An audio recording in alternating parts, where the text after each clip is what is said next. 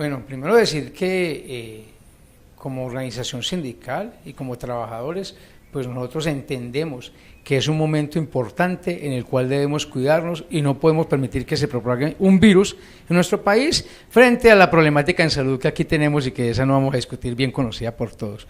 Lo otro es que sí hacemos un llamado.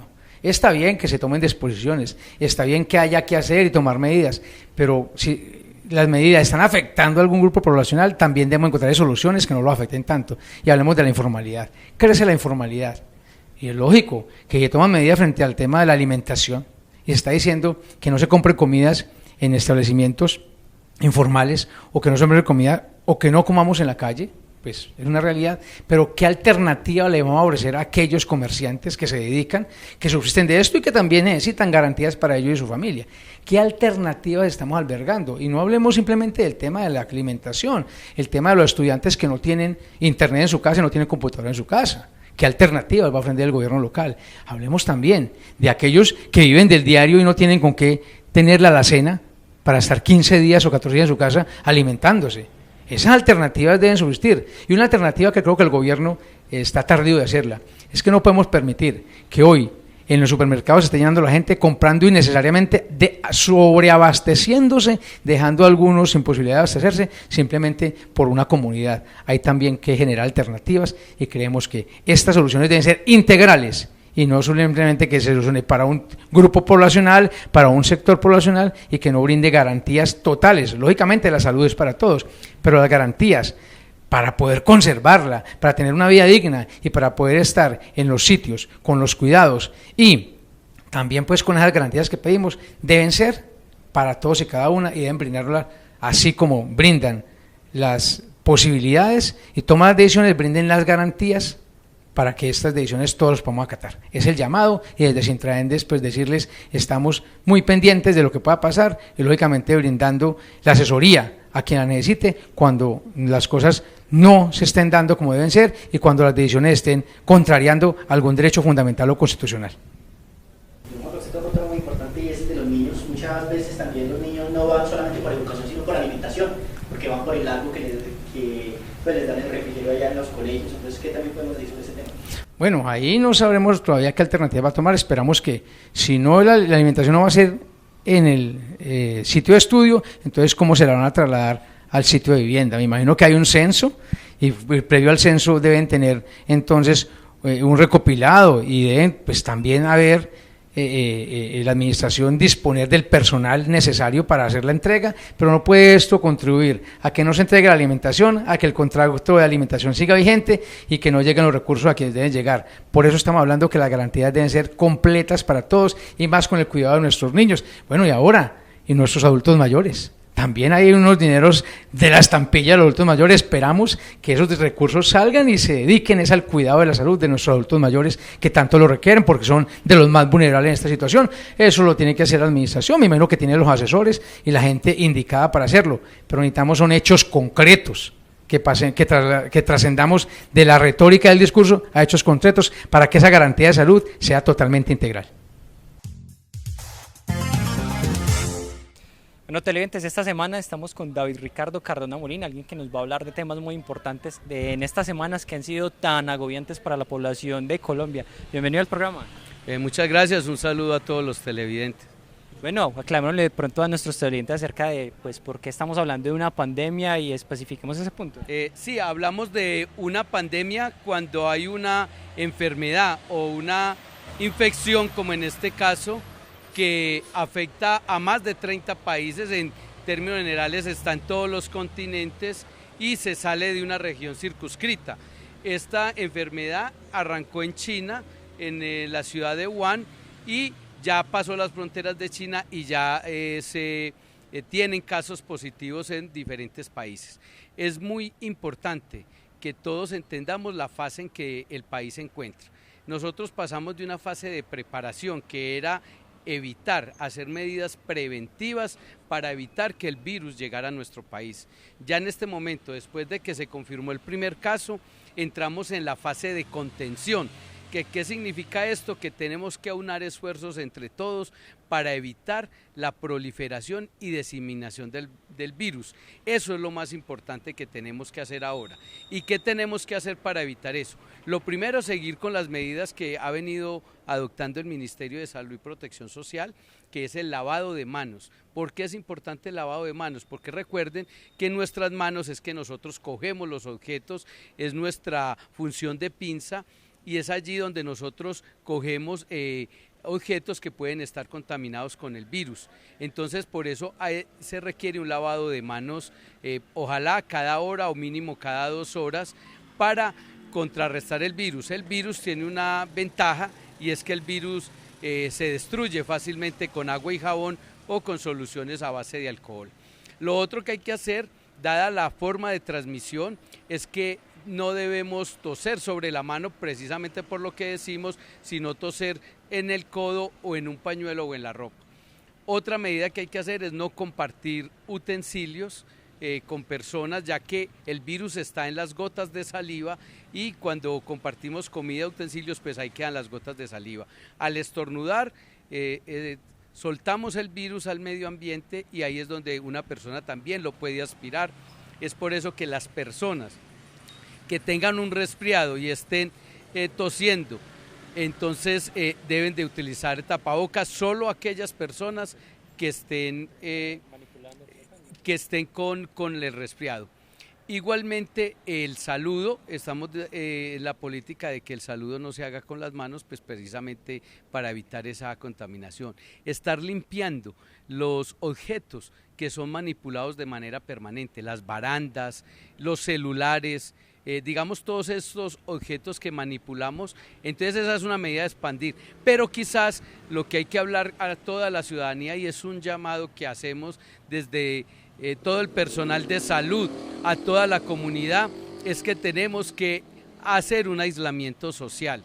Los virus se propagan solo a través de organismos vivos, es a través de una célula viva que el virus se puede multiplicar, desarrollar, y entonces si contamina a muchas personas, ahí de manera exponencial crece el virus. Entonces, por una célula que un virus infecte, salen miles de virus, y entonces si uno adquiere muchos virus, entonces son miles o millones de virus que pueden salir al ambiente por cada persona, y esto es lo que llaman una contaminación exponencial, que en términos de muy poco tiempo podría afectar mucho a la población.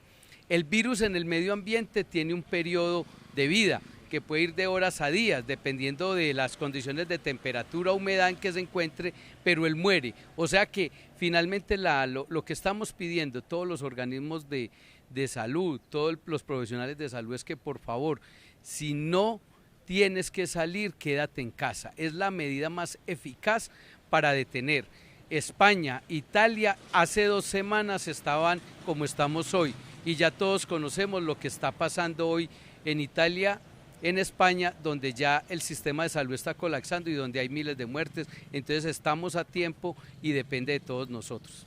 Bueno, hagamos una aclaración para todos nuestros televidentes, porque sí estamos hablando de una pandemia, pero no una apocalipsis, teniendo en cuenta que están yendo a acaparar todo lo que son papel higiénico, utensilios de aseo, e inclusive los granos, ya uno ahí no encuentra. O sea, sí hay que salir con cuidado, pero tampoco decir que comprar para 3, 4 meses como están haciendo algunas personas. Es cierto, es muy importante lo que acabas de mencionar.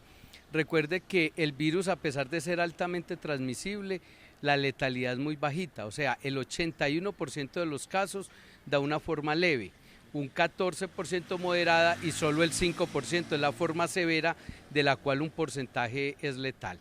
Es sobre estas personas de riesgo, que son básicamente los adultos mayores, las personas con enfermedades asociadas como diabetes, enfermedades autoinmunes, problemas del corazón, cardiovasculares, cáncer. En sí, todas estas personas son más susceptibles a la infección y a poderse defender.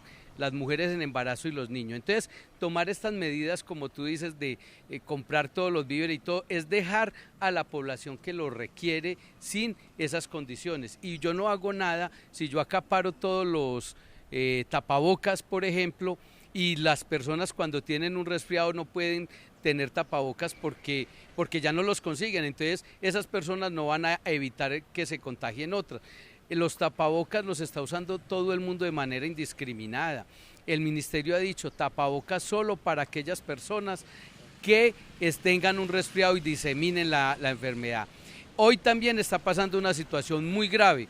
Las instituciones de salud no cuentan con los insumos de bioseguridad como el tapabocas N95, como los guantes, un montón de insumos que son prioritarios para hacer la atención en salud. Entonces estamos exponiendo a todo el personal de salud. Yo creo que la llamado también a toda la comunidad es a la calma.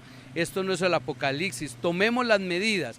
¿Cuáles son las medidas? Las que ya hemos mencionado, y seguramente si lo hacemos de manera estricta, en 2 o 3 semanas podemos haber superado esto y no tener los efectos que tuvo otros países. No podemos dejar al resto de la población sin los insumos necesarios para que entre todos nos protejamos. Bueno, muchísimas gracias por esta información, estas aclaraciones que son tan importantes en este momento que la gente debe tener claro a qué nos estamos enfrentando. Es así, muchas gracias a ustedes por darme el espacio de poder informar a toda la comunidad sobre lo que está pasando, y yo creo que es importante que nos informemos bien. La Secretaría Departamentales de Salud, las secretarías municipales tienen línea de atención para que las personas aclaren sus dudas. Es importante, quedémonos en casa, si tenemos dudas preguntemos, si podemos posponer consultas médicas, cosas, pospongámoslo. Todo este tipo de medidas que aparentemente hoy pueden ser difíciles, molestas, van a permitir salvar muchas vidas y van a permitir que el país pueda salir adelante de esta pandemia. Bueno, televidentes, los invitamos para que estén atentos a los organismos de control y también los de salud para cualquier medida nueva acerca de este caso. Continuamos con más Enfoque Semanal. Bueno, y en Enfoque Semanal un invitado muy especial, es un ejecutivo de la Federación Nacional de Caficultores a nivel nacional y es Luis Miguel Ramírez. Un cordial saludo para usted, muchas gracias por estar este nuevo año 2020 acá en Enfoque Semanal y contarnos qué es lo que viene sucediendo actualmente con los caficultores. Hablemos un poco sobre el tema, iniciando lo que ha pasado con el dólar, el alza que está y de qué forma favorece a los caficultores de nuestro país, teniendo en cuenta también que si sube el dólar también sube los insumos. Sí. Bueno, Andrés, primero darle las gracias a usted, a Enfoque Semanal, por abrirle este espacio a los cafeteros del departamento de Risaralda para dirigirnos a ustedes y contarles cuáles son las noticias de este último momento.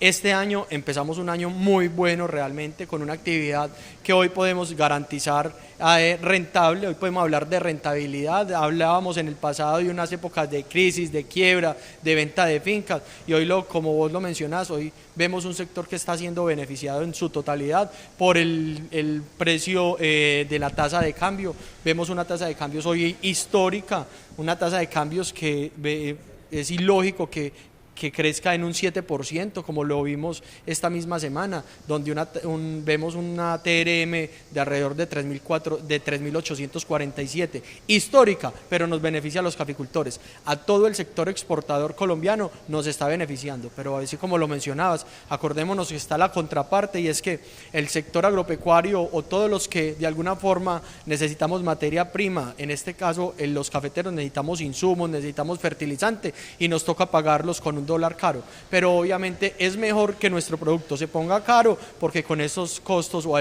estos ingresos que estamos generando, eso nos ayuda para mitigar los precios de los fertilizantes. Es muy bueno. Por otro lado, acuérdense que el precio del interno de café está dado por 3 factores. Uno es la tasa de cambio, que está en 3.847, el otro es la bolsa de Nueva York, que ha venido subiendo a niveles de $1.14 la libra, que es muy bueno, porque acordémonos que 6 meses atrás estábamos en 89 centavos, 87 centavos, esto ha repuntado. Y otro factor, que es el que nadie conoce, pero el mercado reconoce, es el tema del diferencial del café colombiano, es cuánto necesita o cuánto materia prima del café colombiano necesita un exportador para hacer sus mezclas, para vendérsela a un cliente final. Hoy el café colombiano tuvo niveles en el 2018 de 28, 30 centavos. Hoy es histórica también esta cifra de los últimos 5 años, donde el diferencial colombiano está en 47, 50 centavos. Eso quiere decir que sumamos los 1.14 más los 50 centavos, eso nos da 1.64 dólares la libra y obviamente hace que nuestra actividad sea rentable de la mano con lo que estamos generando por tasa de cambio. Bueno, entonces nos espera un buen año hasta lo que va para los caficultores de aquí del departamento. Mira, Andrés, qué bueno a los amigos de Enfoque Semanal contarle para que ustedes me ayuden con estas noticias para que le contemos a los vecinos, a los caficultores, a los amigos. Mire, acordémonos que el 65% del producto interno de todas las exportaciones que generan en Risaralda, el 65% es café. Hoy, ¿qué estamos haciendo? Ya haciendo un llamado para todos estos agricultores, estos caficultores, para que hagan sus compromisos a futuro. ¿Qué es vender a futuro? Hoy hay un precio, como lo acabo de ver, salgo de la cooperativa de la Asamblea y hoy tenemos un mercado interno que está reconociendo 1.100.000 pesos por carga, una carga de 10 arrobas. Eso quiere decir que la arroba de café está a niveles de 110.000 pesos la arroba. Con eso garantizamos rentabilidad, pero ese caficultor puede garantizar 24 meses adelante, o sea, hasta marzo del 2022, vender café a estos niveles. Esto es histórico y aprovecho este espacio de Enfoque Semanal para decirles, acérquense a esos compradores particulares, a esos exportadores, a esas trilladoras, a la misma cooperativa de caficultores de Risaralda, para que ustedes hagan esos compromisos. Obviamente es un capital que la cooperativa, acuérdense que la cooperativa es de unos pocos cafeteros, en el caso de Risaralda somos 19.252 caficultores, pero dueños de esa cooperativa son 3.500. Entonces, cuando usted firma el contrato, usted tiene, Andrés, como en todo negocio, tiene que ser consciente de que hay que responder en algún momento. Y hay que responder es cuando se venza el contrato, hay que responder con café. Hay que llevar el café para que le liquiden, le entreguen el recurso y obviamente poder liberar más apalancamiento a futuro.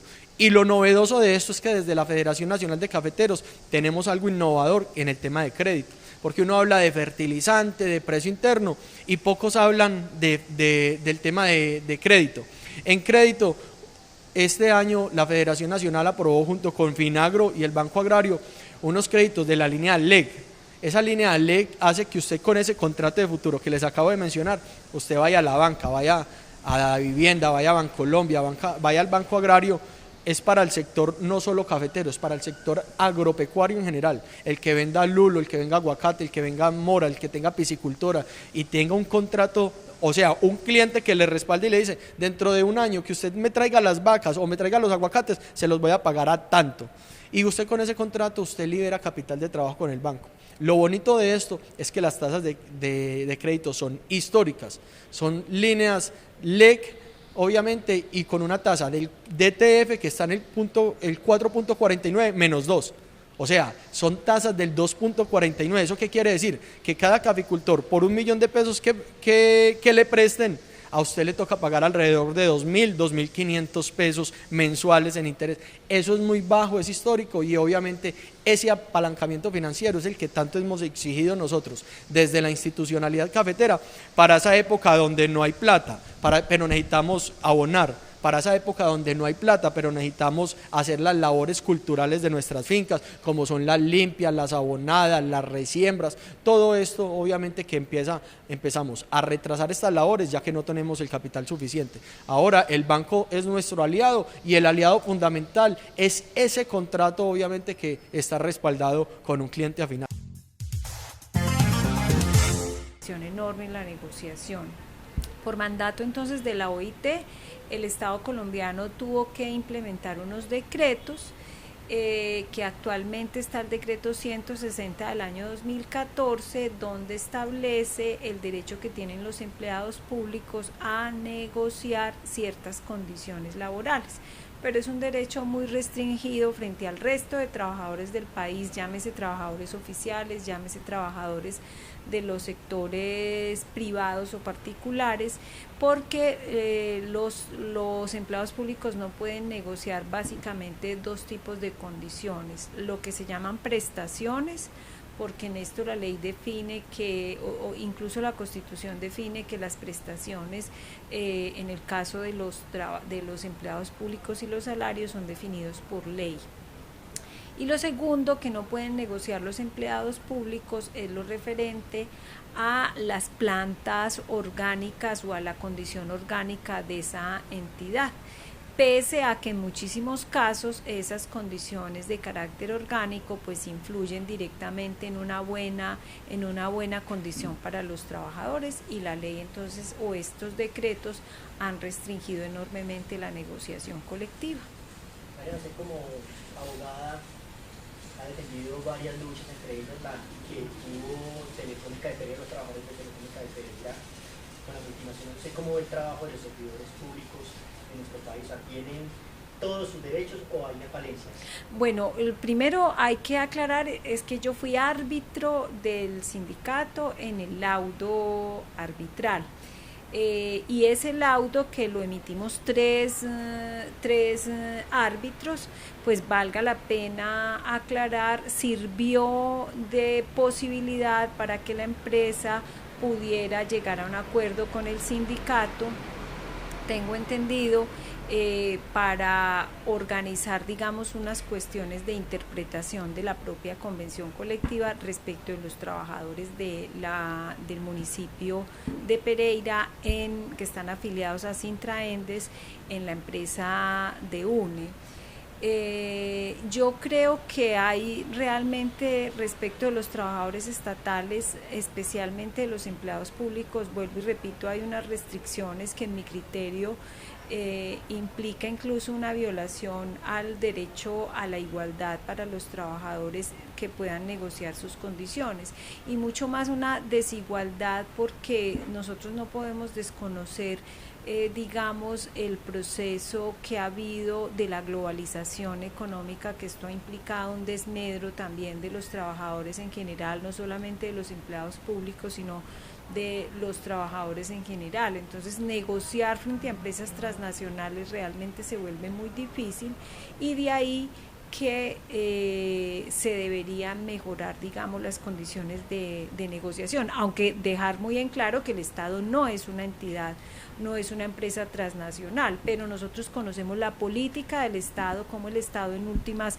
obedece los mandatos de organismos multilaterales como el Fondo Monetario Internacional, como el Banco Mundial o el Banco Interamericano de Desarrollo, y para hacer estos préstamos, pues finalmente estas bancas multilaterales obligan al Estado a tomar decisiones que en muchos casos disminuyen los derechos de los trabajadores.